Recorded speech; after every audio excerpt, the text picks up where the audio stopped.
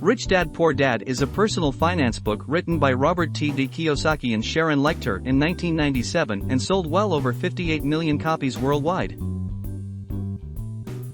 It emphasizes the need of monetary knowledge, budgetary training, monetary autonomy, and establishing bridges through investing in resources, starting and owning businesses, and developing one's monetary knowledge to increase one's business and budgetary inclination. If you love this book and want to read some books that focus on financial education and personal finance, then you have come to the right place. We researched personal finance and self-help genre and find some great books for you.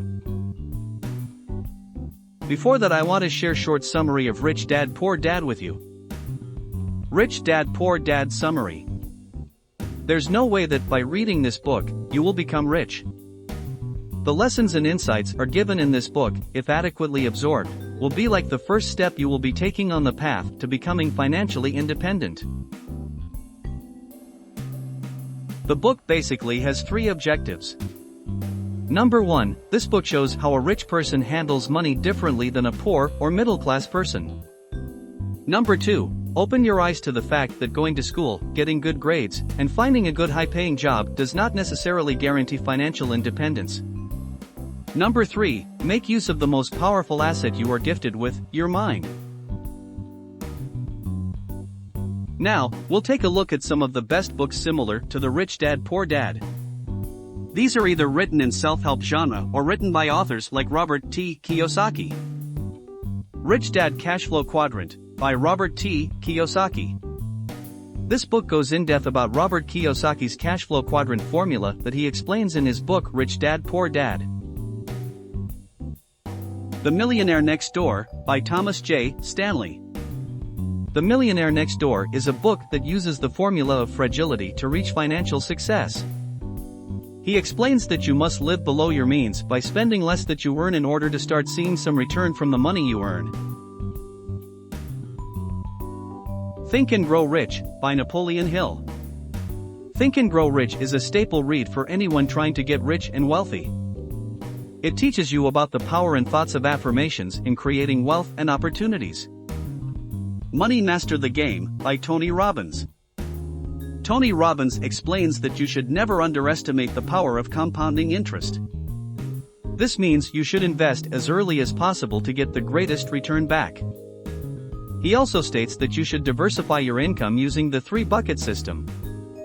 Richest Man in Babylon, by George S. Clason. This book is responsible for ideas like pay yourself first and only invest in things you are familiar with. This book is another fantastic book to read alongside Rich Dad Poor Dad if you really want to reach wealth. The 4-Hour Workweek, by Timothy Ferriss. The book goes in depth about choosing your location and the importance of time allocation in wealth. It also highlights the steps to maximize your financial return even if you don't own your business. The Intelligent Investor, by Benjamin Graham. He explains 3 principles of intelligent investing. 1. Analyzing the long-term management principles of a company before investing. 2. Protecting yourself from bankruptcy by diversifying your investments. 3. Never looking for crazy profit, just steady and safe returns.